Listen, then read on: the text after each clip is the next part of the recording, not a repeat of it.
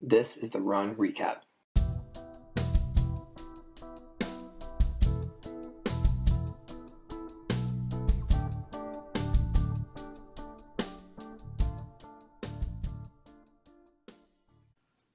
And I think I feel nervous or pressure or whatever, partly because of what you and I talked about when we did the occasional invitational that we created, is that Grandpa wasn't a lot of talking for us.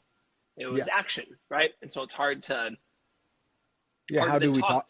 How do you talk about someone who's all about action to us for the most part, right?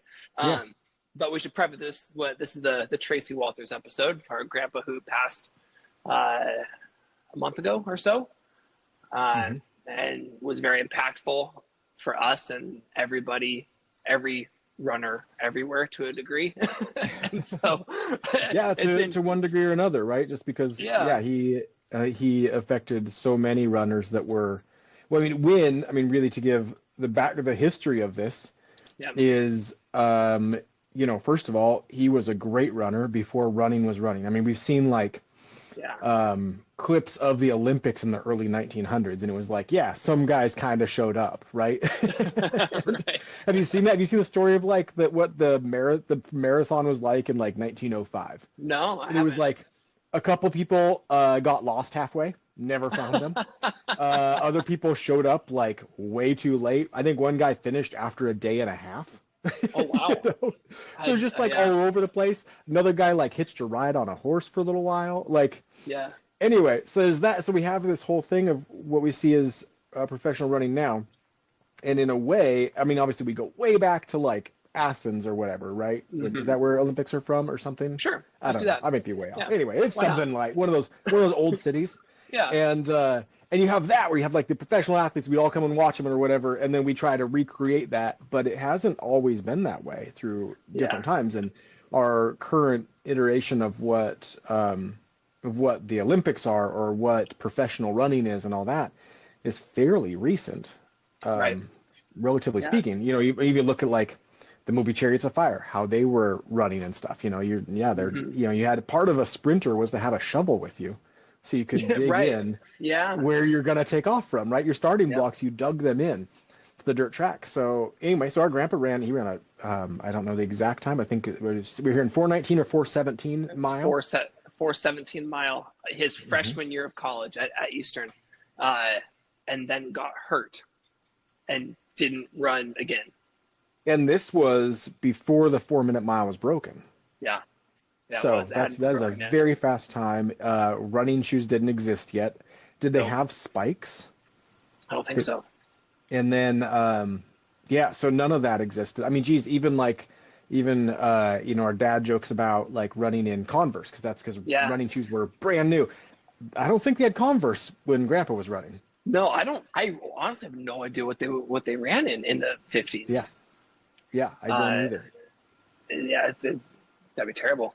I guess we'll just do a quick overview. We'll dive deeper as we go. But grew up in Spokane, went to North Central High School, state champion in basketball, good runner, ran, and we went to the Memorial, and I heard a lot of things that I didn't know, right? So I'm only recapping things that I remember of the story. Went to Eastern, ran a 417 his freshman year, then got hurt and ended up coaching the track team or cross country team for the rest of the time. All 4 years. Coached how many different Olympians? 3, 4 Olympians? Well, in different ways, right? So, so Jerry Lindgren, he took 2 of the Olympics. Yeah. But as a high schooler. But he coached tons of different, world-class athletes at different points. Yeah. Even up to, I can't remember, one of the women that won Bloomsday when I was in junior high, you were still in grade school. That was a family friend. I know he helped coach her to get her back ready for that and getting ready to make the Olympic qualifiers for the marathon.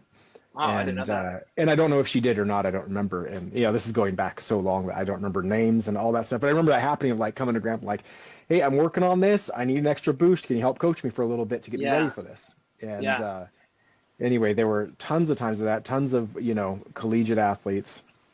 And you coached the first 18-foot pole vaulter at San Jose State. Coached, quite a few Olympians. Took Jerry Lindgren to beat the Russians during the Cold War, which was varying levels of importance. To hear him talk about it, it was one of the most important things in the world to happen at the time, and helped turn the events of the Cold War. Pretty much. Probably wasn't that significant, but at the same time was probably helpful in the grand scheme of things of asserting not our dominance, but the respect amongst the sports community when the Russians hadn't been beat ever. Yeah, in the 10,000 meters specifically. In that 10,000 meters, yeah. So, I mean, that was pretty big deal for the Spokane people. Bloomsday was started in his basement, and he was the announcer, the finish line announcer for like 30 years or something. Did you ever get to cross the line while he was the announcer? I've only ran Bloomsday twice. The first time I ran it was, I was 10 years old, and he was still doing it, doing strong. Yeah. Him and Kelly, our uncle, would stay up, for days before, memorizing all of the names so that they could call them out. It is many, many amazing things that our grandpa got to do and was a part of and who he was. But one of the things that stands out to me that I don't think stands out to anybody else, I haven't heard anyone else really talk about it. For me, though, one of the most amazing things is that he remembered names and people so well, just all the time. So, so later they had a computer system where they could type in, and they do that at some races now, where they'll see someone coming up and they'll type in the number, so no thing, and then actually even now, you'll pop up because it's chipped. So you pop up on the computer and they say, hey, congratulations, so and so. Like I finished races at in 100th place. No one knows who I am, and they announce my name as I cross because the chip pops up. It's a cool thing to do. But Grandpa was doing that back, like you said, just memorizing names at different times. So he'd see a number, memorize the name. But also, how many of those finishers in Spokane did he actually know? By coaching and teaching and grandma teaching, and just he just cared about people so much that he knew so many people. You couldn't go to the grocery store with him because he'd never get out of the grocery store. No, they talked to every person that walked by. Whether he remembered their name or not, he made it seem like so. That I think that's what's amazing is because we always had the joke of like, especially later in his life, that did he actually know how many people did he actually know their name, or just he recognized them and he's going to act like he's going to call them a nickname and he's going to act like he knew them intimately and really well. But I think most people, he did know their name. I'll bet that happens sometimes, but I know for a fact that he would call out their name first. Yeah, right. So many times that it was shocking to me every time we'd go somewhere. And for me, a lot of my experience was, especially through like right around junior high was the time that I spent the most time, around the orchard a whole lot and around Grandpa. And then my sports was kind of at their peak during that time. And we were cross country skiing a lot. We were hunting. We were doing all these things. And so it was very normal during that time period that I was, staying the night with their house and everything to get ready to go hunt the next day. And so I was always going to the grocery store with them, always doing things like that where we're around other people. And Grandpa would call out people like all over the place. Oh, hey, so-and-so, you'd call. And with his loud voice from the whole way across the whole, see someone on the other side of the grocery store, call them over, get talking to them. They get talking. We wanted to grab some ice cream, and we're in the grocery store for 45 minutes. Yeah. Just talking to everybody. We've talked about this with our kids, Tiana's and yours, and with our parents, and I'm kind of just putting it together now that, grandkids have such a dramatically different experience with their grandparents because the season that the grandparents are in, it shifts so quickly, from like in the beginning, they're still working, and then they might have just retired, and then they're in like old age or whatever season they're in.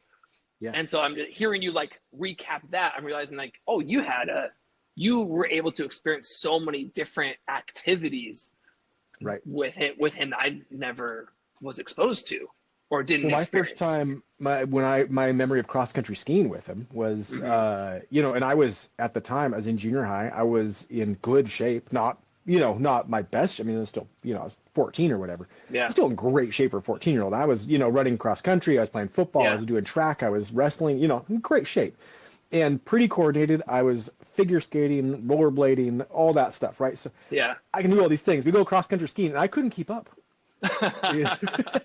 And here, and I don't know how old Grandpa was at the time. He had to have been 60s, mid probably. to late 60s. Yeah. And he'd have to wait for me, and I was doing everything I could to keep up. Yeah. For a long time, when they stopped downhill skiing, him and Grandma, they would go up to Mount Spokane to the cross country skiing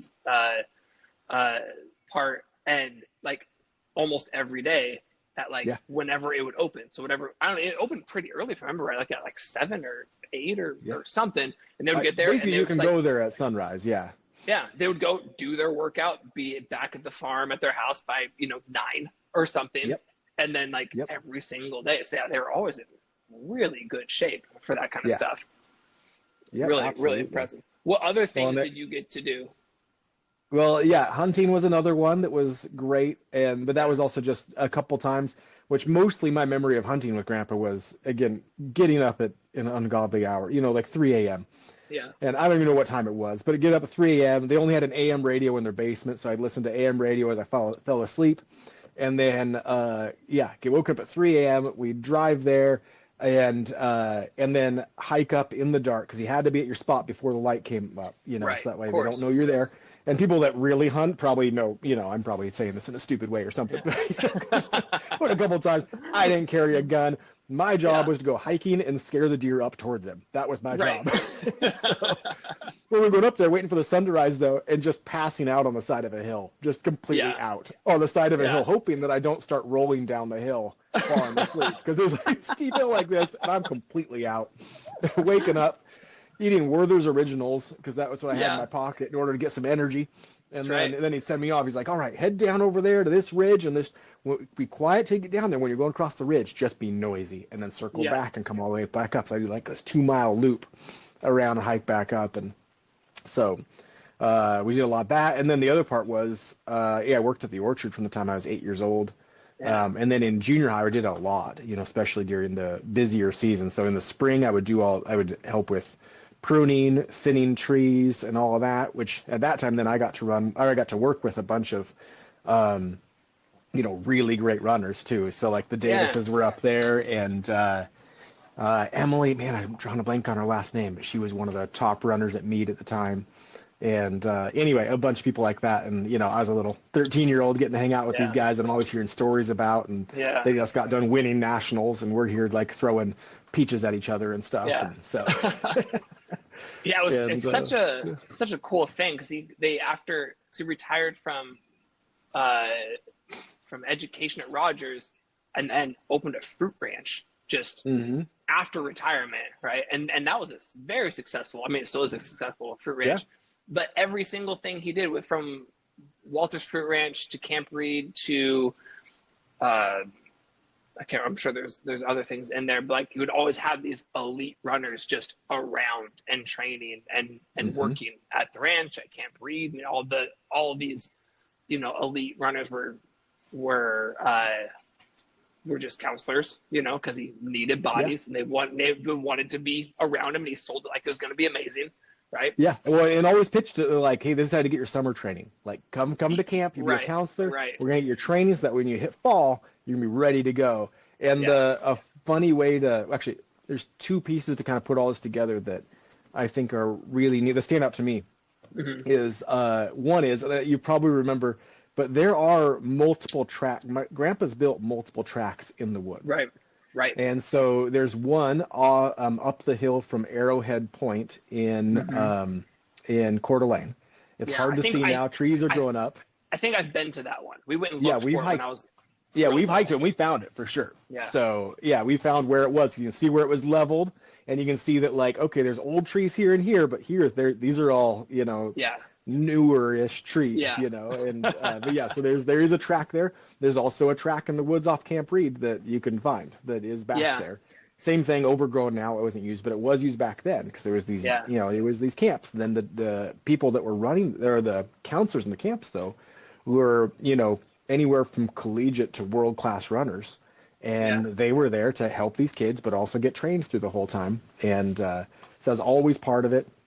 And but the thing with all of that is that I think Grandpa was really good at developing community everywhere he went, and that was what kind of puts the whole thing together, right? So you have your track team that isn't doing anything.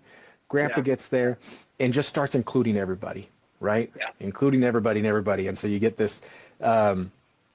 And so all of a sudden the team starts growing, and then and it's from a positive place. So then not only does your talent pool increase, but the desire to do well and the belief that you can do well also is increasing. And then so you have this team that all of a sudden is doing well and doing all these things, and then no different. Go to Camp Reed.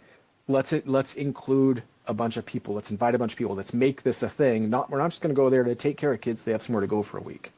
Let's make this a huge thing, and inviting everybody, get the whole community involved in it and turn it into something real. And then going to the Fruit Ranchers run exactly the same way, where really that orchard tourism didn't exist anywhere. Yeah, it wasn't a thing. And then maybe they saw someone somewhere doing this and thought, oh, we could bring this here. I don't know. I never heard that either way, but I do know that, especially on Green Bluff, it did not exist. And and Grandpa was like, if we can get everybody up here, this thing changes. This is different. Let's have everybody included in this orchard experience. And now you have Green Bluff what it is. And it made a lot of farmers mad, because a lot of guys just wanted to farm. They didn't want to be out there being salesmen. Found out later, after they sold the orchard, that Grandpa, because he was not a farmer, had been driving his tractor wrong the whole time. Really? Oh my God. So the Morels, I can't remember his first name off the top of my head right now, but the guys that bought it, he had worked on an orchard and knew orchard things and all that. And he's like, you show me how to run the tractor, but this is not, you're supposed to be using this in order to speed up and slow down, not this. And he's been doing it wrong the whole time. Oh my God. But I guess to that point, right? Farming wasn't, in my opinion, from what I saw, farming was not what they were doing. They were building a thing that the whole community could be a part of. And that's why Grandpa had, all of he knew every news reporter in Spokane on a first name basis. Anything he was doing was that. Bloomsday was that, right? Hey, the whole point of Bloomsday, which fun runs hardly existed, but you could have just done a fun run, right? We have so many fun runs. You could just do a normal fun run where you go out and an average person like me could do really, really well, right? You could do that. Or you could do what their idea was, Don Cardong's idea and Steve Jones' idea, again, from the fourth-hand story that I know. So, again, if anyone's listening to this and I'm wrong, I might be completely wrong. This is a story, and there are a lot of stories I've been told that I found out later are not true, and I'm going to hit on one of those in a little bit. But but the idea was, why can't we get every runner out here, that anyone that wants to run, and they get to race the best in the world? And how can we get the best in the world here, and we can all race together? That was their vision for this thing. And of course it grew so big that, you're kind of doing that now. Not really. And, you and I ran it last year. We never even saw the world-class runners. They're 2,000 people in front of us, and they took off before us. But you're trying to manage 30,000 people. That's what you got.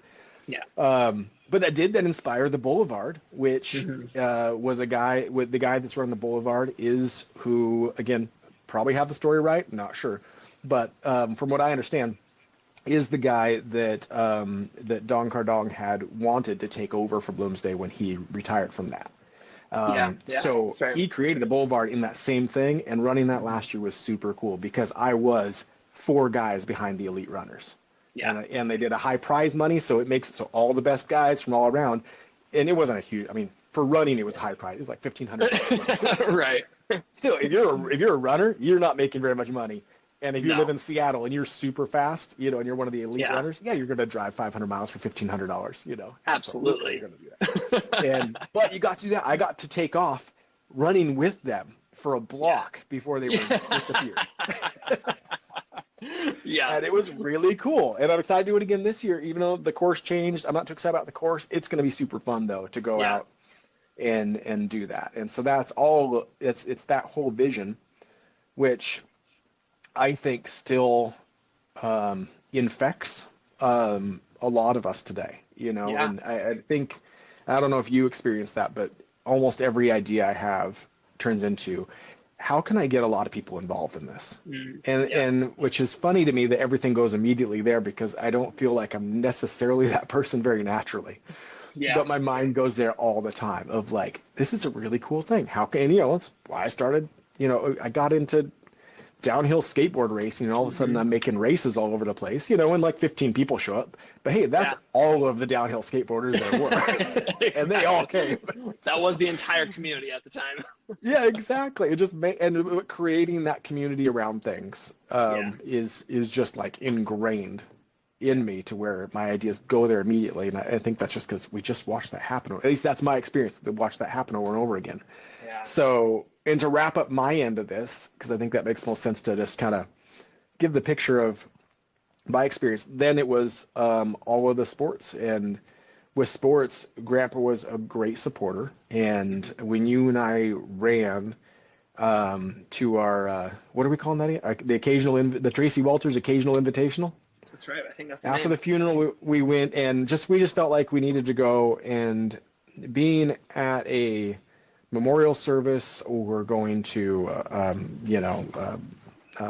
graveyard or things like that didn't make any sense to either one of us. We both knew intuitively. No. So we decided to, right after that, is to go. We need to go and actually really push ourselves, because that's the other thing that I think you and I really experienced in common with Grandpa was, how far could you actually go? How far can you push this? How far? Yeah. How many times can you swim back and forth in the swimming pool underwater before breathing? Everything was pushing. How far can you push? Let's find out. And so you and I both felt inspired to go out and do that. We're going to go run a mile, and we don't know. Yeah. We don't know how that's going to go. We don't know how we're doing, but we're going to go out and we're going to run. And we both felt the need to go as fast as we could. And we were both nervous for it. Yeah, we didn't know what was going to happen, but but for me, I could hear my grandpa yelling from the stands. Yeah. And you could always hear Grandpa yelling from the stands, and that was no matter what sport I was doing, where you get in that zone where you don't hear anybody anymore. Especially wrestling was even more that way for me, but running too, I don't hear anybody. Yeah. But partly because Grandpa was just so darn loud that you could always hear him. That while running there, that came back a flood, and I wasn't even thinking about that, but it just was the perfect thing. And so good to run with you right now for a 1 mile race. You and I are neck and neck right now.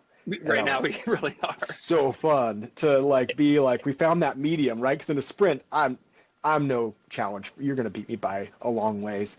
We run 10 miles. You're not going to be anywhere near me. At 1 mile, we line up right now. And that was so good to have that competitive spirit, which matched that for me. And anyway, and that was, so that was a super long-winded there. Once you get going, I don't forget everything, so I got to keep going. There's a lot, there's a lot we'll circle back to for sure. But that's that was my experience there with, that's what my life was like for that. And yours was a bit different. So it's so interesting to hear all that stuff. I mean, your talk of community and all that stuff. I didn't get to witness that as firsthand as you. I mean, obviously I did, but by the time, I didn't work at the fruit ranch. I wasn't old enough. We started moving around. From 10 to 15, we weren't really around Grandma and Grandpa that much. Yeah. And so it was the memories of the pool, the house in Green Bluff, the basement, all grandkid stuff. You're hanging out, they're your grandparents, like everybody. It wasn't unique, I feel like, We're having a big sleepovers and stuff, and exactly. You're fun with all everybody has. You got your cousins, you got your grandparents, and you're doing your thing, and that was it. They had a pool, that's fun. They had the huge woods behind their house, that was always fun. But a little bit of swimming challenges that they would throw out there, you swim for coins and whatnot, and you get prizes of McDonald's dollars, stuff like that. But it's still grandkid stuff, Yeah. And so what shifted for me, or not shifted, what I feel kind of honored to experience was in high school. I got to experience the sports aspect of it because he was then the fan, right? You're doing track, and he's there, and he's the one who suggested I should pole vault because he thought I'd have a knack for it, and I did. And then you're doing your meets, and he's there, and he's yelling at you from the stands, and you're running, and he was kind of helping out, coaching the kids, but he was just around, right? He's just there, helping out Kelly. But what was big for me is my senior year. Like we had a lot of different coaches. My freshman year, I had this guy named Herm Cavanis, who actually Herm Cavanis and Grandpa got inducted in the Washington State Coaches Hall of Fame the same year, before he coached me. Now, wasn't that Grandpa's doing also to get Herm to coach you? That's the way I remember it. Was like, he's got a ton of potential here. We need to find the right guy. This is the right guy. Well, because Herm was retired. This. Yeah, he was retired. Yeah. He wasn't coaching anymore. So it was either him or Kelly, or probably both of them. Kind of working on Herm to get him to come over. And he was a really good pole vault coach. And he, and so they brought him out of retirement for my freshman year over to North Central, and I had a lot of natural talent for pole vault, but I think a lot of my success, my limited success, was because of the fundamentals that I learned during that time, and then during club stuff that I was doing out of the season. But a lot of it was like my freshman year. I just had a really, really good coach. Herm was great. And unfortunately, brought him out of retirement. So then Herm's son started coaching at Rogers. And so Herm went over there for the next couple of years. I started coaching pole vaulting over there. So I lost a coach. So I had the next 2 years, I had random coaches, that I knew more than, because pole vaulting is it's such a technical sport. If you're not doing it all year round and doing like the off-season clubs, then you're not going to excel. You're not going to do well. And so I spent every year learning so much from all the area coaches and becoming pretty knowledgeable of the event.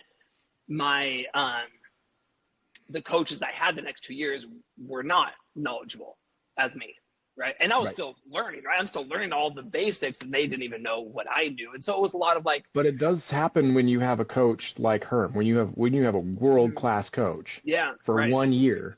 The amount you learn in that 1 year afterwards, because a lot of coaches are, great coaches, maybe we're very good runners and things like that. But there is a difference between someone that has been at the world-class level of coaching. Yeah. And, so, I mean, again, for me, all of my running has been carried on from Pat Tyson. And I was only there 1 year. And that 1 year carried on. And I went and I ran at Rogers in Puyallup the year after that. It was like, oh, we're going back to junior high again here. And then again, great people, great program. The way everyone handled themselves there was awesome. It was a super fun thing. We were not competitive with mead. Even we were in the vicinity. It's just different. It's just different. When you don't have access to those type of people, you're not getting pushed in that way. You're not gonna get the same results and or have the same lasting impact. And so the next my sophomore year, it was kind of off tangent, but it's a good setup. My sophomore year, I had a coach. I don't remember who he was. He was fine.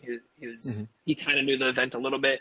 My junior year, I had a coach that knew nothing about it. And he was a good coach, he was a good like motivator and supporter. And he learned as much as he could possibly learn in like the camp that he went to before the season started, So like he got some fundamentals, and he had a good eye, and a lot of pole vaulting is just watching for what you did wrong and having someone else be able to tell you, hey, I think you did this, fix that, or whatever. Sure. And so he was a good coach. But my senior year, Grandpa coached me.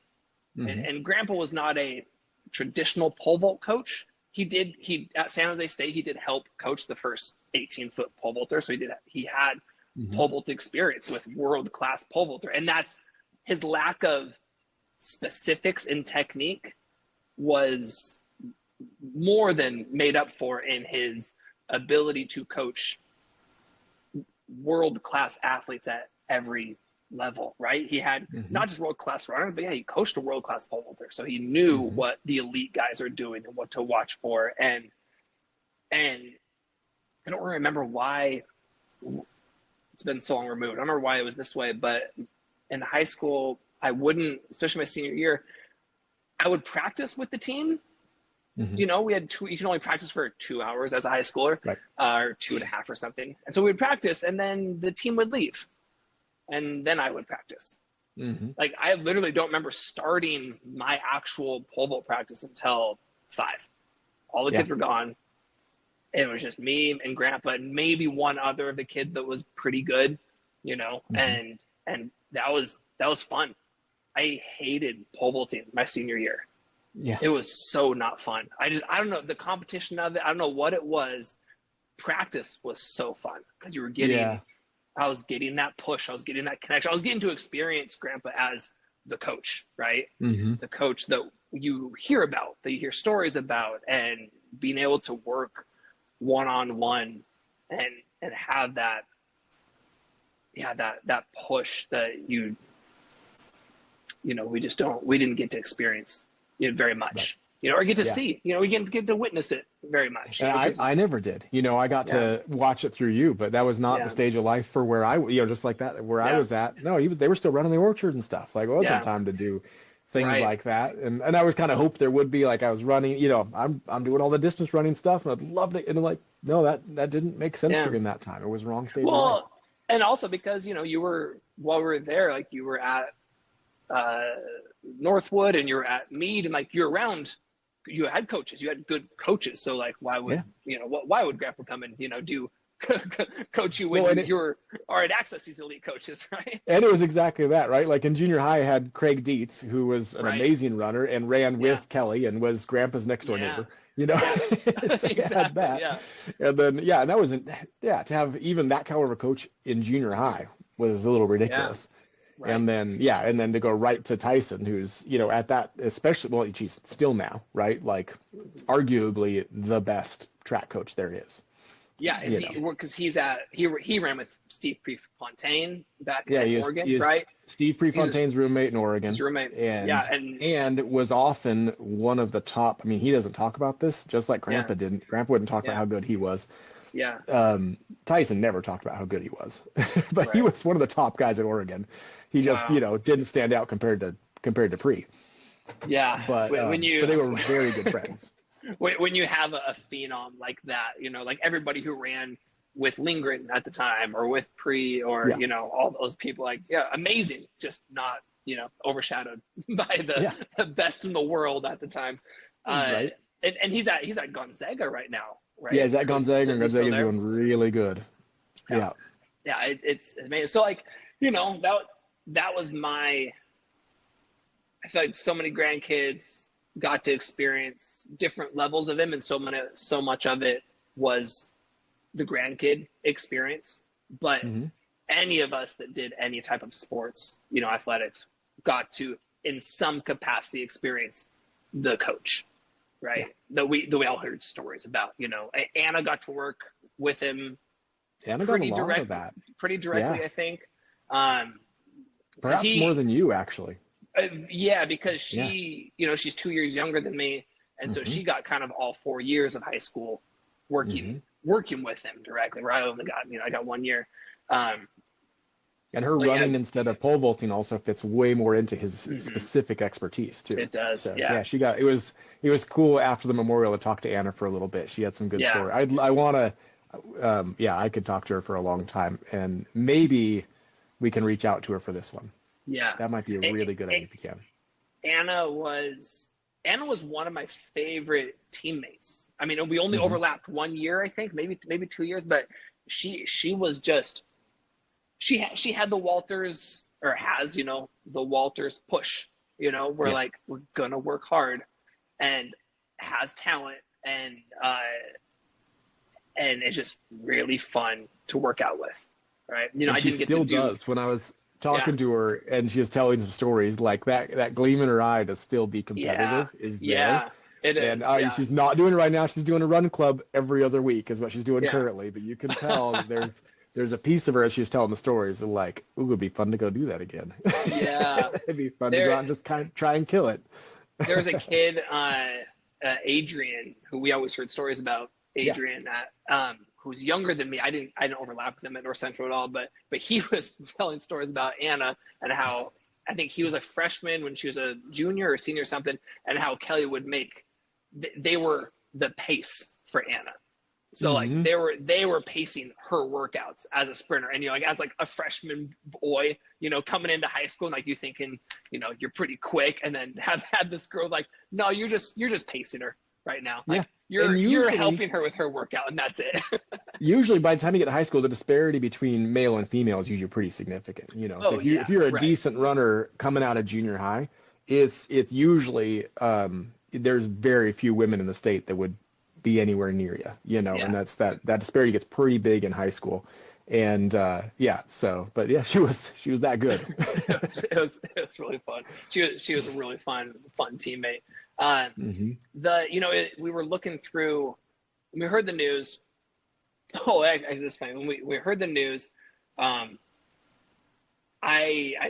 talked to Mom the day before. Things were kind of what do you call it? Deteriorating, right? And which, man, that things were deteriorating with Grandpa for the past, arguably 15 years, really 2-3 years. And they would deteriorate, and you're like, okay, it's time, here we go, we're all prepared. Yep. And then he would get better. Especially after Grandma died. Like, Grandma died, and we were like, he's probably got a week, is the way it really looked at that point. The neighbors came by, they're like, yep, it's going to be 2 weeks, and then he's going to go too. And we're like, makes sense, It looked like it to everybody. Yeah. And then didn't. And so it was one of those, like, he was struggling. It felt a little more heavy this time around of how much he was struggling.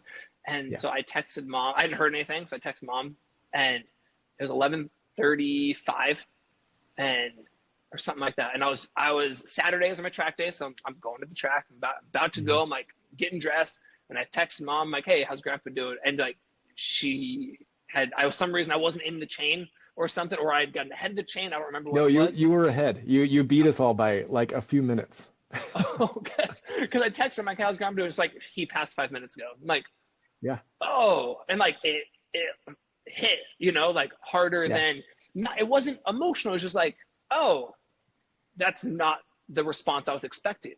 I was, we've been preparing for it, but I was expecting a response of like, he's doing much better today. Because that was the cycle, right? Like, the cycle we've been going through for 3 years. Like, it might be any day. Oh no, he's better. Yeah, he's doing fine. I'll actually hit a great night. He slept well. He's been real talkative or whatever. Like, oh my gosh. But like, no, he passed. I'm like, oh, okay. And then, I didn't follow up because I figured it just happened. So I don't want to get in the way of whatever's going on. And so I call you. Like, I'm driving to the track and call you, and because I don't know who knows. I'm like, do I need to tell people? Like, I haven't gotten a text from anybody. Do I need to like inform? Like, that's a weird thing.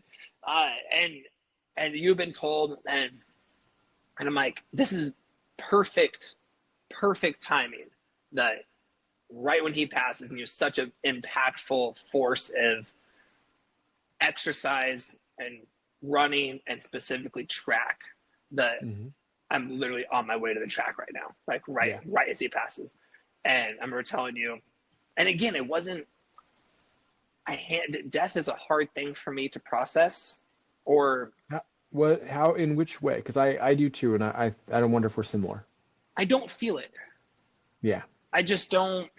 It doesn't hit very hard. When Grandma died, it was I kind of teared up a little bit at the memorial, and I was obviously I'm sad. It's not like I'm void of emotion, but it just doesn't hit very hard, right? And so Grandpa, because he's such an impactful force, I wanted to be open, but it wasn't, and there's the shock of like just hearing the news right there. So I wasn't putting a lot of pressure on it, but I was trying to be, it's a lot of work for him. I was trying to be very intentional about being available for whatever emotion was going to come, right? And trying to be able to receive any emotion. I wanted the release of, the sadness, And so I was telling you, I'm like, go out and I'm going to go to the track, and it might be amazing and it might be terrible. Like, I'm not sure. I don't know what's going to happen. So I was doing my warm up, and I was just, running laps, doing my drills, and I'm trying to be in the moment, I'm trying to be receptive. And I don't know if it was anticlimactic, but it was is a really hard workout. Yeah. It wasn't a hard, it was so difficult to do. And I wasn't doing anything. I think I even shut it down. I think that was the day that I was going to do, I did some sprint, like I did my normal block starts and my accelerations, and I was going to do a 1, 2, 3, 400 intervals with like something in between. I don't recall. And I did the 300. I did the 1, I did the 2, I did the 3. It was terrible. And I'm like, all right, like this is so hard. I'll do the 4. I started and I got 150 meters, and I said, nope, I'm not doing the 4. Yeah. And I like walked off the track, but not like disappointed, or not like, again, it wasn't like emotionally heavy. It was just really hard.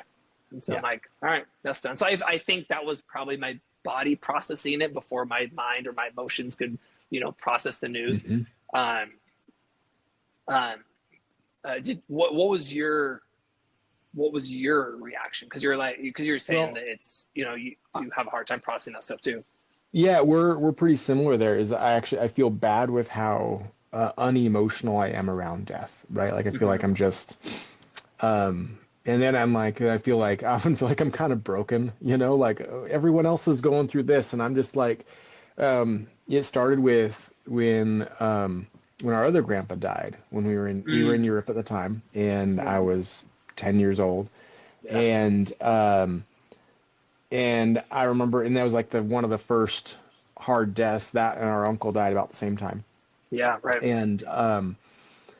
And not being a kid and not knowing how this works, what happens or anything like that. And, you get told the religious belief of like, oh, they're in heaven, all stuff. I'm like, yeah, but I don't know how to process that. That doesn't, yeah, right. Like, okay, that doesn't even make any sense to me. Like, might be true, might be not, or whatever. I don't know. But it feels, and not even that. It wouldn't even matter if it was true or not or anything. It more is like, that's completely irrelevant to what my life is doing now, and what do I do tomorrow now.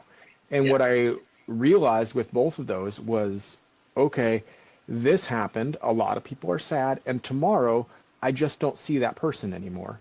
Kind of like I don't see that person a lot of the days. Now it's just all of those days.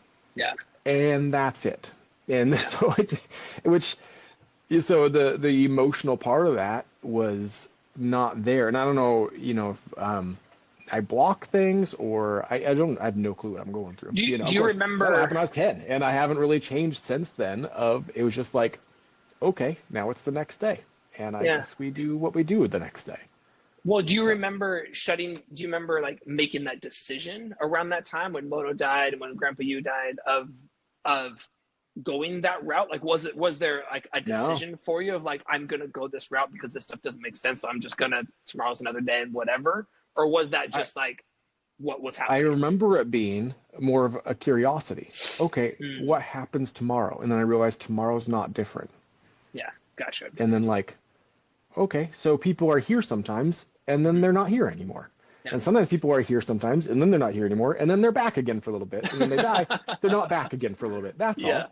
Yeah. And so then it's been a conscious decision as I've been older to try and figure out, okay, how do I not just like process it, but in a way I want to try and encapsulate people that were important to me when they pass, so that it can stay with me, what was important about them to me and in our life together and all those things. And for some people that works, and for some it doesn't. I don't really know, like this is all such a complicated thing. I think I'm just plain bad at it, real honestly. But for Grandpa, we found the right way to do this. What was your, before we get to that, what was your like that Saturday? What was that like? You mentioned on the phone something, but what was it?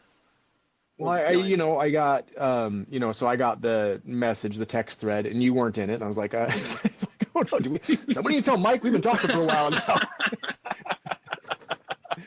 So found out how that happened, everything. But I'm like looking through, I'm like, we're really, why are just 3 of us in this? Right. But went through that, and again, not able to like put words to it or communicate those things very well. Just generally felt a sadness kind of, but underneath the surface where it wasn't on top. It wasn't like, oh, I'm bummed out, or, hey, Christy, I really need a day, I got to process this. I didn't feel anything like that. I just felt like I often do of okay, well, there's that. And, but there was an underlying just kind of just sadness. So I did give Christy a heads up. I'm like, hey, I know I look normal, I feel normal and all that stuff to a degree. I do have a sadness underneath this all. And so just have some patience with me, through this, because I'm looking normal. I'm mostly feeling normal, but underneath it all, I know it's not, Right. And that's probably the best that I can describe it. Like, it's just, again, I feel like I don't handle these things well. Yeah. At the same time, I don't know what's to gain by changing. So maybe it's better to do something different. I don't know. Well, it's just kind of how I go through it, I remember you telling me, and in the moment, you're like, it hit more than normal, meaning it was like, you described it as like just kind of a deep kind of like heaviness in the gut. Yeah. That you didn't expect to be there. And not surface level. It was below the surface, where it's just like, oh, okay. And that's, and I don't know how to say it better than that, because I'm horrible at describing these things, Well, so what's interesting with how, and obviously Grandpa was different because he was so impactful, and we processed it very well later on that we'll get to, but in death in general, even kind of close death, it's not, people would say, probably a psychologist would say that we, as men, most likely, that we are just suppressing our emotions so far down, right? Yeah. It's hard as being who we are, just, speaking from only my own perspective, my own experiences, it's hard to accept that because I don't feel like I do. Right. And it's just like I don't feel like there's this under thing that's like boiling up all the time, or like, oh, this is the thing, like, oh, I still haven't dealt with this thing and now I'm struggling. I don't feel that happen. It's just not there. It's just not hitting in that deep place or that hyper emotional place that it might for someone else, right? That feels things in that way. So anyway, that's the little pet peeve I always have, it being, as someone who doesn't feel things that deeply, or process things the way a lot of other people do, I guess. And feeling like I can't figure out why anything's wrong with this either. Like, I feel like I'm doing well, Right. And I think that's more what I was trying to say, that I missed the point of, like, I don't feel like this is a wrong way to do it, or that I'm broken for this, right? Yeah, like I'm made this way. I bet there's a lot of people that are made this way too, but maybe we're 10% of the population, so we don't hit this, how to process things. Because it was such a long time coming. I think I had this idea a couple months before he passed, that I wanted to commemorate his memory better than I tried writing some stuff up, and I kind of wrote some things that just kind of helped me process it, but it wasn't right. Even talking about it now, I'm sure people can tell, like, it's kind of janky for us to talk about it. We're not getting into real deep stories, right? We have some, I think I can probably conjure up some real stories, but everything that we had with Grandpa was all about doing and action. And that was his involvement in our life. Wasn't sitting down, wasn't hearing a story. It's hearing stories from other people about him sometimes, but it was supporting us while doing something, right? Even if it was doing something with him, it's still doing something. So I had the thought, there's the poster in his basement that's of him crossing the finish line at Eastern, hitting his 417 mile. And so I'm like, that's a good way to celebrate. Go do an honorary mile, right? And so when he passed, I brought it up to you, and you're like, yeah, that makes perfect sense. So the memorial service, which was a good memorial service, not as many people turned out as I kind of thought. Like, it was, there's a lot. I thought there would be more, to be honest. I know, conflicts of timing and stuff, I'm sure will Sure. add to it. And the memorial was good. It was a little long-winded. It went longer than it. Well, it went longer than I was expecting. We'll put it that way. Oh yeah, by about at least twice as long as we expected. Yeah. I don't know if Mom's gauge was just wrong or it went dramatically over. I know it went a bit over, right. But it was good. There's some good moments. And unfortunately, I had the kids, and Daniel, our cousin, had an amazing. I don't know what you call it. It was a speech. It was a monologue, an oration of some kind. Yeah, a monologue maybe. But this story that he wrote that weaved every experience. From my perspective, every experience anybody could have with him, all together in this one big, lifelong story, like campfire style story. And it was amazing, and it was told the way Grandpa would have told it. Yes, Daniel, as far as how his inflections, all of that was very similar to how Grandpa would have told that story. Yeah, incredible. He did some cool things.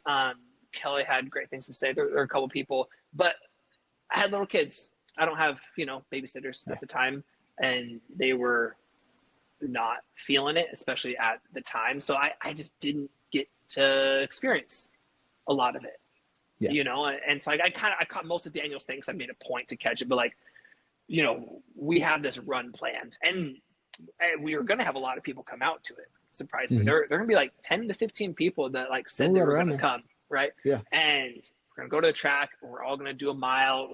Kids can do it. Whoever, you can walk a mile. We can run hard like we're going to do.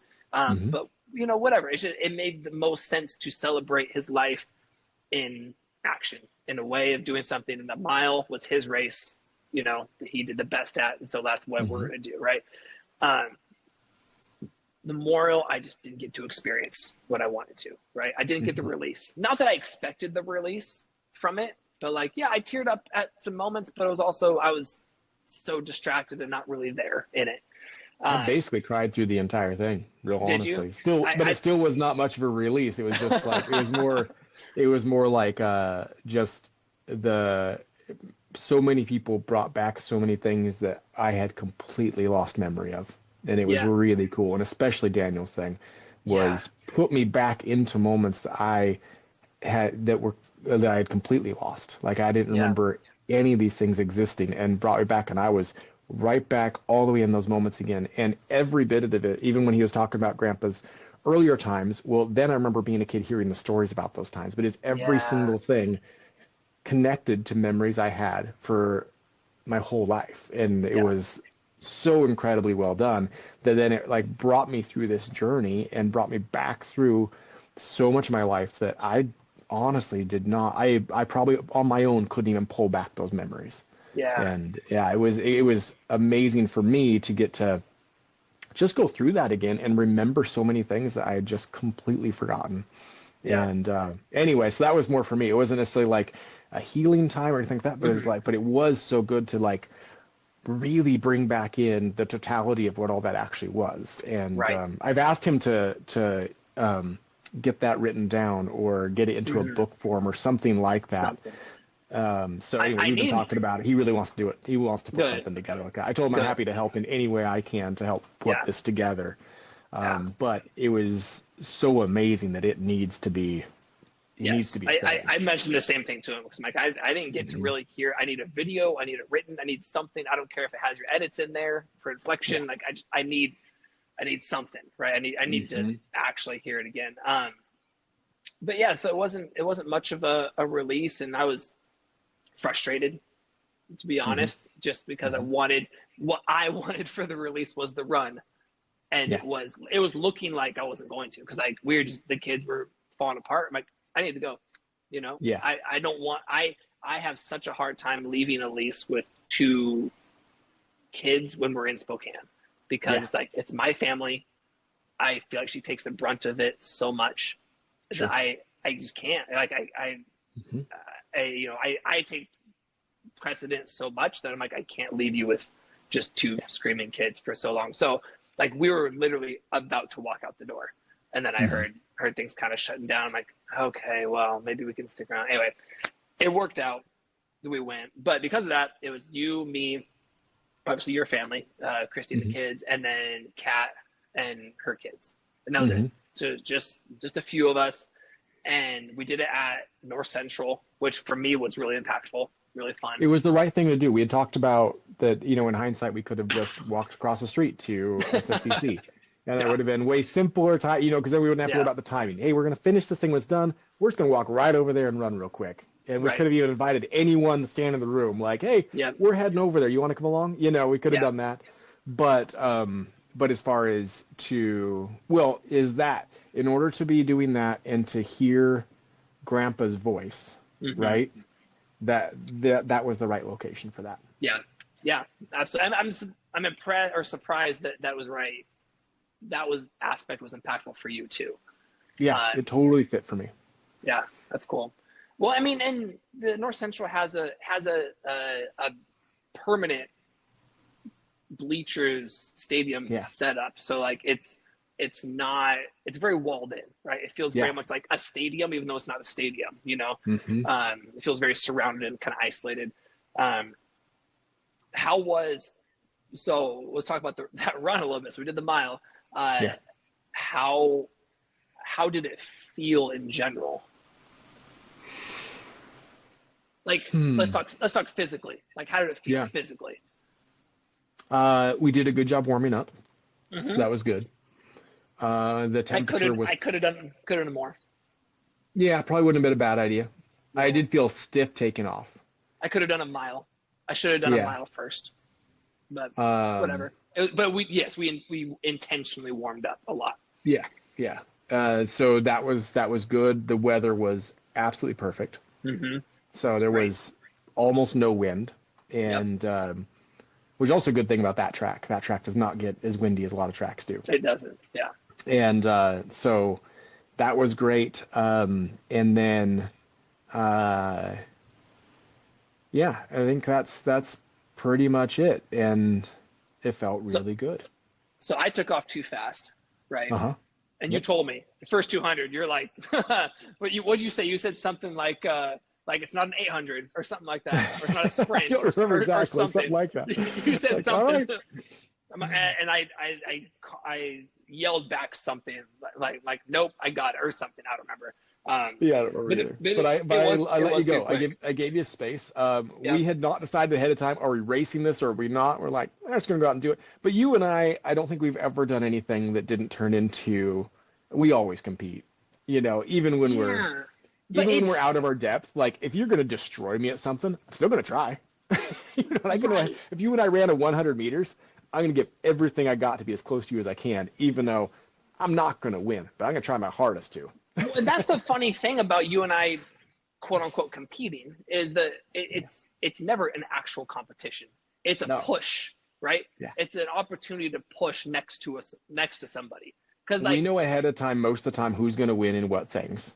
But this one we had no idea. It could have gone either way. You were could have. I led the entire thing, and then beat you at the end. Only because I could hear your breath right here, and I'm like, I can't slow down because you're right there the whole time. My breath was, and that was my strategy mistake. But my breath was ragged about like 300 meters in. Yeah. Like, mine too. Yeah. But I switched right in that. I don't think I've raced someone in a mile in a really long time. No, it's been a really long time, and it was fun to just like click into the race strategy of that. And so I went, and we're 300 meters in, and you took off. I'm like, nope, that's not the speed I'm going to go. And I don't think he's got it either. So I'm going to let him go a little bit. I'm going to relax back here. I'm going to stay close enough to where maybe I still have a little bit of a draft. Yeah. And so stayed there, hung out, but I'm like, okay, this is just the first lap. We're going to set our pace for the first lap. I'm going to relax on the second lap. I'm just going to like settle into that pace, just hang out. So I'm doing that. But at 300 meters, I was breathing. Like I felt like my heart rate was already peaked. It wasn't when we later looked at the analytics of it all, but that's what I felt like. Like I am full into anaerobic exercise immediately. Yeah. But it's only a couple minutes. I can stay there for a couple minutes. That's not a problem. So we're going to do that. We're going to get the second lap in where I'm just going to relax, settle into pace. Third lap, you stride out. We really, really calm down, but stride out and bring the speed up and the cadence down. And so I'm doing on the third lap. So getting around that. And I got around the third lap and I'm reeling in a little bit. So on the third lap, because I went, my first lap was the fastest. Second one was a little slower. Third one was slow. And then my fourth one was my second fastest, I believe, if I recall right. You eased up on your third one. I closed the gap and got right in there. And the strategy was going to be I was going to kick early. I love this part of it. This is the way it was going to be. So you're going to come around third lap. And this is so slick. We're doing this thing because we want to, but it went right into full on race mode. No, I'm going to, how do I say this the right way? I'm going to say it the wrong way. I'm going to destroy you with this thing. So I'm going to take you apart mentally, physically, any way I can. I'm going to take you apart and I'm going to beat you. And in the most encouraging, fun way. You know what I mean? That's where my heart, it's not to actually like, I don't want to make you feel, as people listening to this, it might sound like I want to make you feel bad and I want to ruin you. No, it's not that. No, this is. Well, but that's what I was alluding to with like the competition aspect between you and I. Like, I won. We don't care who was going to win. It was how hard can you push? It was how hard can I push to try to win? And how hard can you push to try and win? You know, and we both got to try as hard as we can. And so the full strategy clicks right in there. And so we got third lap coming around, striding out. I am nailing my strategy here. Like this is perfect, except my breath is very concerning with how hard I'm to pull this off. So going into the fourth lap, how close are you to me? So going to the fourth lap, I'm pretty close. So now I'm within, I'm full on drafting off you. No problem at all. We come across that last straight. We go into the second to last corner. So we just started our last 400. We hit that and I got on you and staggered off you just a little bit, but I'm matching our steps perfectly. I'm right in there. I have a perfect perfect draft from you. And I'm trying to calm my breathing and like, okay, we hit the last 400, go. And I tried to go, and it didn't go. The last four or the last two? 4 on the last 4. At the 400 mark, I was going to go then because I knew if I wait till the last 2, I don't have this. Yeah. Right. So last 4, and then it clicks so much into what the same thing I've always done. I probably should have kicked 200 meters even earlier than that. Is where I probably should have done, really. The 400, I thought, I still got you at 400. I know you were faster than me at 400, but you've just got done running 3/4 of a mile. You don't have a 400. And I was dying. I was not. I was hoping for the physical feeling that I had 2 weeks prior when I ran my miles. And we talked about on the podcast where I'm like, man, they just felt I was striding out and they felt amazing, right? And now those are only 6-minute pace. And I know I'm faster here, but like, Chrissy asked me right before. Well, we'll get back to the second. Chrissy asked me right before, like, "What's your goal?" And I'm like, I'm not thinking about goals. I'm just thinking hard. I'm just thinking push myself, right? Like, I don't have any numbers in my head. Mm-hmm. In the moment, I apparently had some numbers in my head that I had processed because now I'm thinking like I got to be like 5:15 or something. I'm probably in that range. You know, like I'm starting thinking like I'm in like I got to be like mid to low 5s probably, right? Sure. I think that's what my first lap was. But that's like, of course it didn't feel smooth or good because one, I'm physically destroyed because I'm emotionally destroyed, right? Yeah. Even though things haven't come through yet, but like we just spent 2.5 hours in a memorial service. I am not emotionally here, right? I'm not like in race mode, right? And we're fueled horribly. Oh yeah, I didn't eat the right things at the right time at all. No, we probably haven't slept that well because you just traveled from the other side of the state too, and so did I. Yeah. Like, you literally that day, right? That day, like, and so, of course, I'm not going to feel as good, and so of course my third lap is going to be slower, and I'm just praying to God that I can pick up pace on the fourth lap. Just like hoping for something, right? You know that I have a better kick at the end. I didn't know that at that time. I'm like, lengthen my stride, see what happens, right? Well, and because you're a sprinter, you still don't know how much, like, you get scared that kick disappears, but you always have that kick. It's always there. You always got it. I think it leaves every time. Every time. Yeah. So you have that because you don't have that, that tons and tons of distance running of tapping into at different points and all that stuff. Right. Like that experience is there. So, but I know, because I've been beat by you from you sprinting at the end, like so many times, that I know I got to go early. So I got to drain that kick out of you somehow.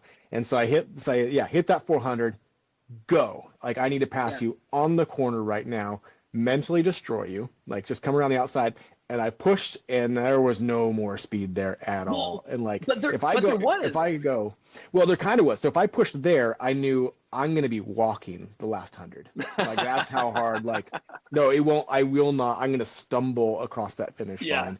Yeah. There's not going to be, it won't be close. And you're going to blow by me like I'm standing still. That's what's going to happen. So I went to push, it wasn't there. Hit the last straightaway, and I thought, okay, just get in closer. Because after I tried that push, I'm like, I knew I only had 200 meters of an actual push. That's all I really had. But hold on, because you pushed, and you did push though, because we both pushed. Oh yeah. Because that last lap was a good 10 seconds faster than the previous one, or maybe 15 seconds. It was a fast last lap. So I got in there, but I needed a little kick to actually get around you, and I did not have. I didn't have passing speed. That wasn't there. It didn't exist, and so I could go a little quicker. But I needed that. I needed that 4 steps of real fast, so I could get by you quickly on the corner, hit the straightaway, stride it out, and then give everything I got for the last 200. And I couldn't get around. Like, I just did that. Wasn't there. So I thought, okay, maybe this is the one time he doesn't have a kick, and maybe this is the one time I do have a kick. I always wanted to have a kick. I've always wanted to, and I've tried to have one so many times, and I don't have one. I never beat anyone in the end. Like, that never happens. I'm going to beat people. I have to beat them, with like 600 meters left. Yeah, that's where I got to beat people. And so, so I thought, but I just didn't, I knew it wasn't there. So maybe I'll get lucky here. So we go into the last 200, and again, I push, and I still don't have 200 meters of a sprint. Like, it just, and so then we got around that corner, and I just arms up, hands out, full on, everything I know about sprinting is happening now. Yeah. And you pulled away from me just fine. But we were still, I think you beat me by about 3 steps. Yeah, you were much closer when I opened up on the last 100, because I tried to open up on the 200. Yeah, I tried to go, because again, I'm pushing as hard as I can. I want to leave nothing in reserves. I want to go. I'm like, if I can run the last 200 in under 30 seconds or less, like that's what I'm trying to do. And I went, and I had the same feeling that you had on the 400. I'm like, if I go now, I'm not finishing. Like, it's only 200 meters. I'm not finishing though. Like, I can't kick from here. But you're right there behind me, breathing down, literally breathing on my neck. And so I'm like, I can't. And breathing so loud. I'm impressed. I could hear your breathing with how hard I was breathing, to be honest. And so the last 100, I went, and like always, I will go into the 100. I don't think I have much left. I don't think I have a kick. And then I pick up my knees, and I start pushing off. I'm like, oh, I have a kick just fine, So I open up, and I'm like, okay. I mean, it was everything I had. Like, it wasn't like I had very much left, but it was there. I could tap into it, no problem. What was amazing is I didn't know where you were proximity, because like at that last stretch, I was in my own world. I had no idea what was going on. But I saw a video that Christy took of like the first like 20 meters of the last 100, and you're right there. I didn't realize you were. I knew you were close. I didn't know you were that close. So I was coming out of the corner. I was drafting, and was coming right out to pass. That's where I was going. I remember that, because I was close enough to where, like, if you don't pick this up, I got you. Because I remember that. I do have a little bit more, not much, but I have that much more speed left. And if you don't, I got you. Yeah. And so I came right out like that. So we were both still in the first lane. But I was on the outside of you just by a teeny bit, and our legs were, I was on you for right out of the corner for a little bit. I was on you. Yeah. And then you just started pulling. Yeah. Yeah, because I think I did my typical thing. I've got high knees, high arms, everything. I'm like, why am I not going faster than this? I feel like I should go faster. These are the things you're supposed to do to go faster, and it's not happening again. It was everything I had, physically and emotionally. I mean, I didn't realize the emotions of it until afterwards, but like, it was a finish where it's like, finish to the grass, hands and knees. I'm not moving for a while. By the time I looked up, you were walking. Did you go? I didn't did you go stop down? walking. I didn't know. I just walked it out. That's so amazing. I walked around. I had to get my shoes off right away, then get in the grass barefoot, and why was that important? That's always been the warm down. Okay. So anyways, that's just after a hard workout, after a hard track workout, you finish the track, you get your shoes off, you walk in the grass, and then we do warm down sprints in the grass. That's just what track's always been for me. Almost every single time. Good for your feet and your ankles and your knees and all that stuff. And so anyway, it was almost just automatic. It wasn't even like a thing of just like, that's got to come off. I got to feel the ground and the grass and all that. And I just need to walk, and I can't stop moving though. I need to keep moving. Yeah. And, I don't know that I've ever felt that much flood of release of emotions and connection,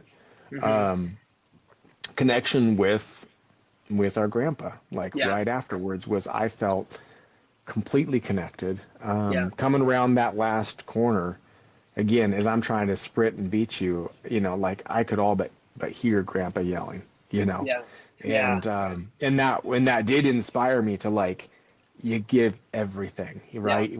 This is, just put it all on the line right now. And if it means I come up 10 steps short because I actually had nothing left, that's even better. And that was the lesson.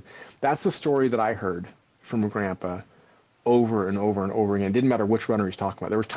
There were hundreds of runners grandpa would talk about. And the best runners would put everything on the line to the point that they would fail miserably. And they do it over and over and over and over again until they didn't. And and there are so many stories of so many of the best runners in the world starting out being total crap runners. But they put everything on the line, and they had to put everything on the line. Basically, they were going to try and win no matter what, even when they had no business trying to win, and they're not gonna, and they didn't. And they'd hit that wall, and basically, how hard can you hit that wall? And then next time, you're going to push that wall back a little bit. Next time, you're going to push it back again. And that's how I came around that corner, and that was everything in me was like, go after that wall. This is it. You got 100 meters. Get everything goes on the track now. And put that all out there. And that's what I full on heard it, felt it, and I haven't really even thought about that in a long time, but it was just putting me right into that moment, putting me right back in high school. And even the fear of how soon are you going to hit the wall? Because it's embarrassing to hit that wall early, It is. Do that where you're all of a sudden jogging in place and you've got 50 meters left and everyone's passing you. Yep. I've done that. Anyway, felt all of that, and then and came through, and then I just felt completely connected to my grandpa. It was the same for me. I didn't feel that connection during it. I didn't get that last little bit that you're describing, but the afterwards, it was more of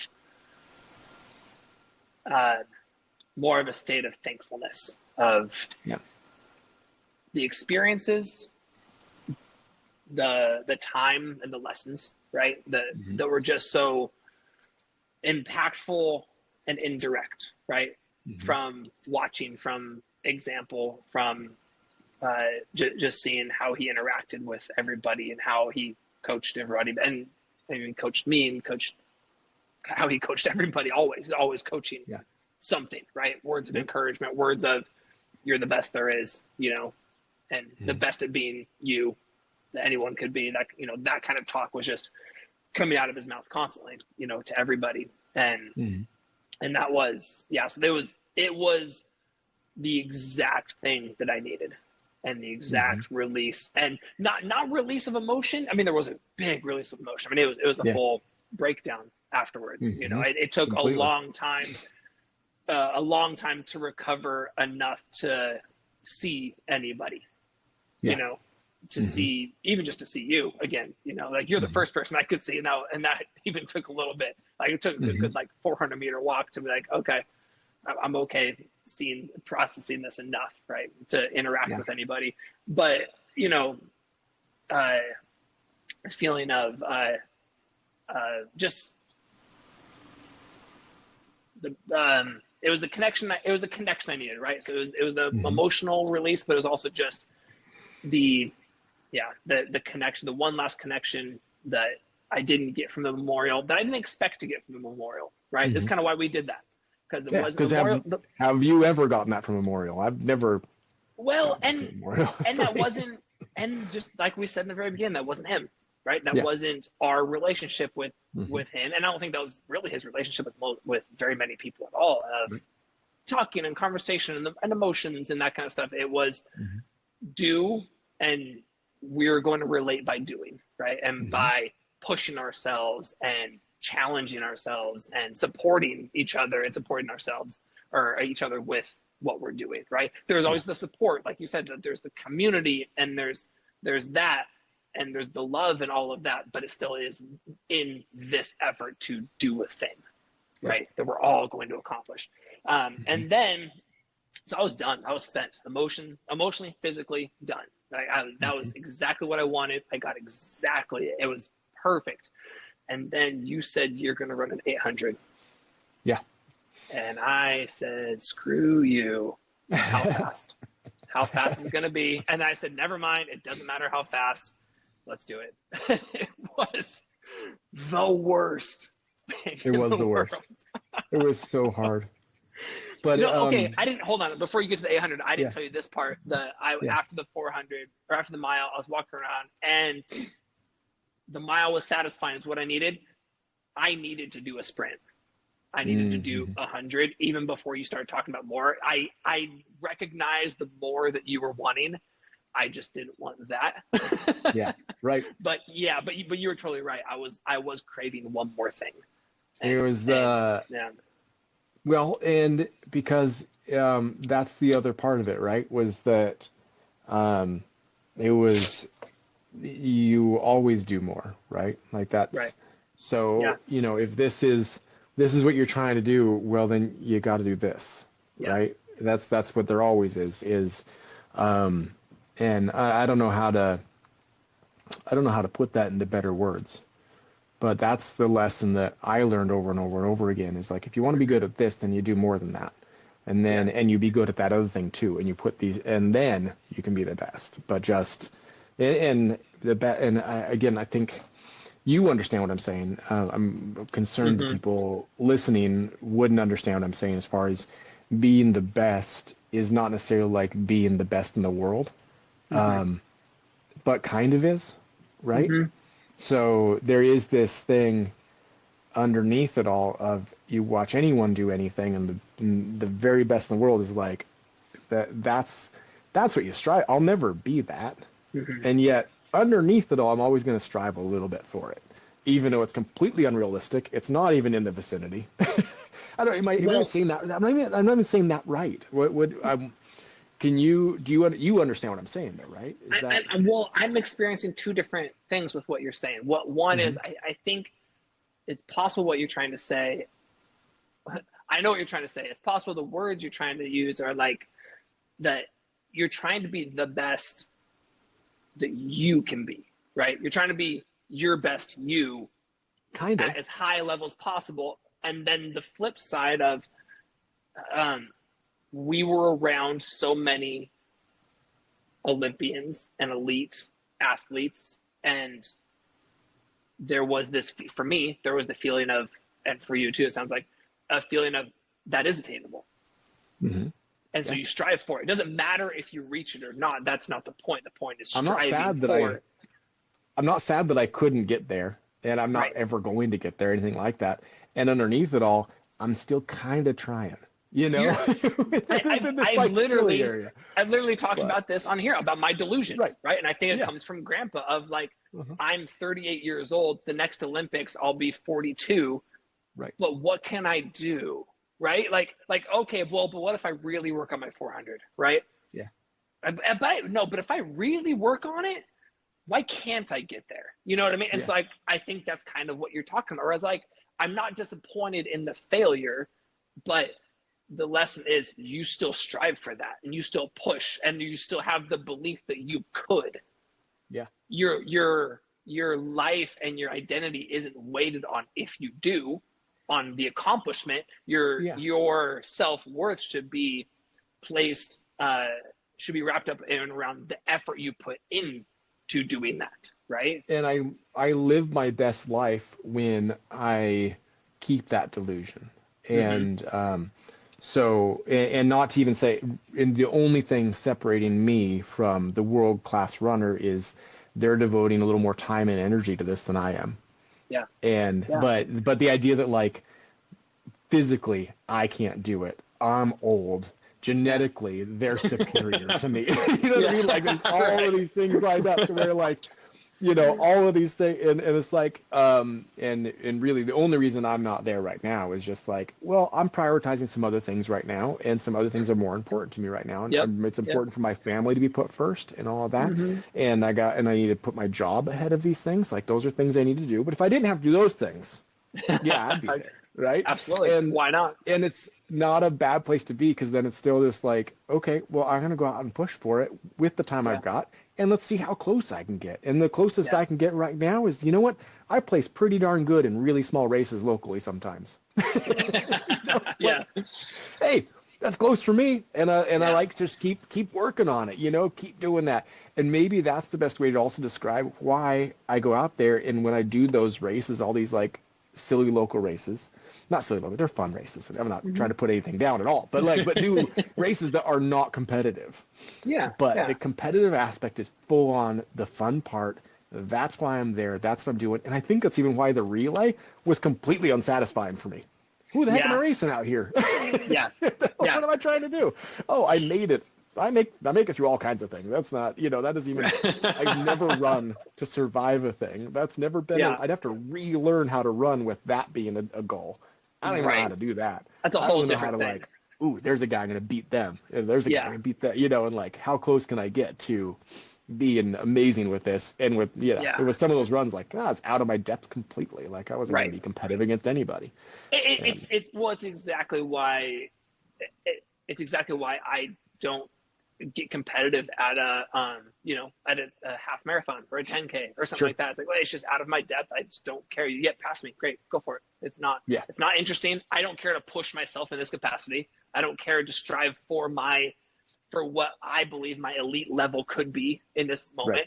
It's out of my depth, right? It's not. So it's exactly the same feeling, right? So this fits why I like running half marathons now, because the older I get, the further the distance is, the more I'm closer to that. I know my 800 is never going to be where it was again, ever, right? My mile time, I am not running in the low fours ever again. That's never going to happen, right? Even I don't know what my 2 mile was, but I'm not going to run the 2 mile away. You know, I'm not going to run what was I, probably in the, mid 10s, somewhere in there.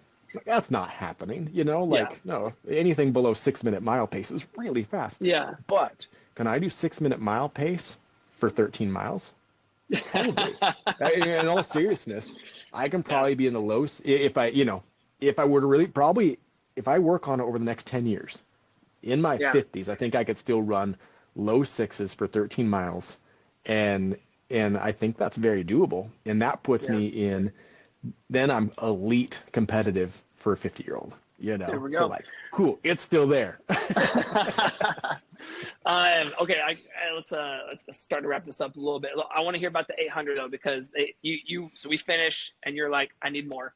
I need an 800. We are both, I think, barely able to verbalize anything at this point. Yeah, we're still emotionally spent more than you and I ever really experience.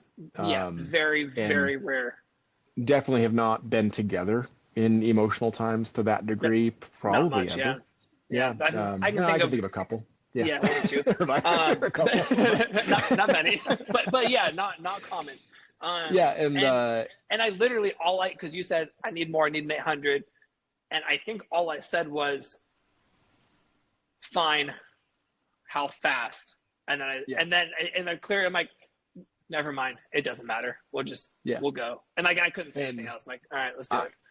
You know what happened? I was disappointed in myself that I finished that, and I left some energy out on the track still. Oh, really? So I did not.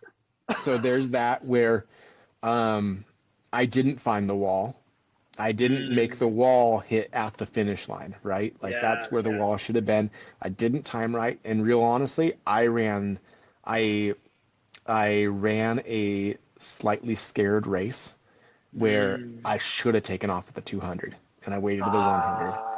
I did have it, and I knew after I crossed the line, I knew, no, I have another 100 meters. Yeah. Like it was there. It was there the whole time. You didn't do it. You left something out on the track. You didn't do your job, and your job was to drain everything. The job was to get all of this out. And so now I need to hit the wall is what I need to do. I need to hit where there's literally nothing left, and that's it. And I knew in 800 meters, I can get there, and I did in 400 meters. Oh, you were saying you finished the mile and you were frustrated. Yeah. Oh, I misunderstood. That wasn't it.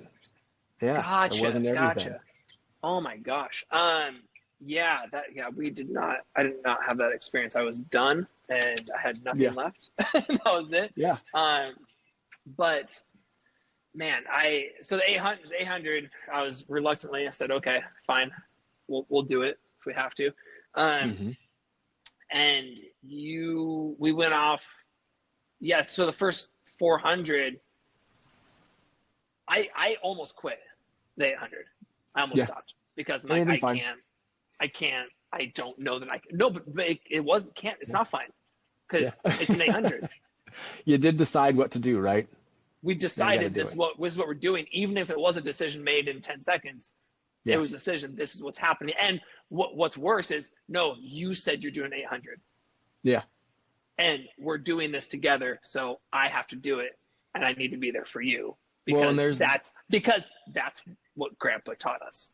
Well, and there's the other piece that's been driven into us from Grandpa and from Dad, is that we set out to do this, and and we've talked about this several times. Dad always talked to me about was we'd be running. No, this is what we're going to run, and we run the whole thing. Yep. And if that means that you're jogging so slow that you might as well be walking, we're still running. Yep. Because that's what we set out to do. That's what we're going to do. And so that was like, I need an 800, and knowing kind of subconscious, I didn't communicate this with you at all because I couldn't communicate really at all. And, but that was like, I'm going to find that wall here, and I don't know where it's going to be, but I'm going to hit it, and then I'm going to keep going. Yep. And I hit it hard. Yeah. And so the first 400 honestly kind of felt okay. And then, but right after the 400 was like, right after 400, like, I don't have another lap in me. The 400 felt okay, but I knew the entire time I can't run two of these. And so, well, and that speaks to the support and the doing things together that you and I have very deeply rooted in us. Is doing it together doesn't mean doing it side by side. It doesn't mean going at the same pace. It doesn't mean that. It means do your hardest and you finish when you finish. And like you finished you beat me really far. I don't know how far. Yeah. I didn't beat you in the 800. I thought you beat me. Did I? Oh, I think you beat me. I don't know. You beat me. Oh, I was delirious then because I didn't know where anybody was. Because I finished the 400 and man, I think we did the first 400 at like 5:30 pace. We were moving.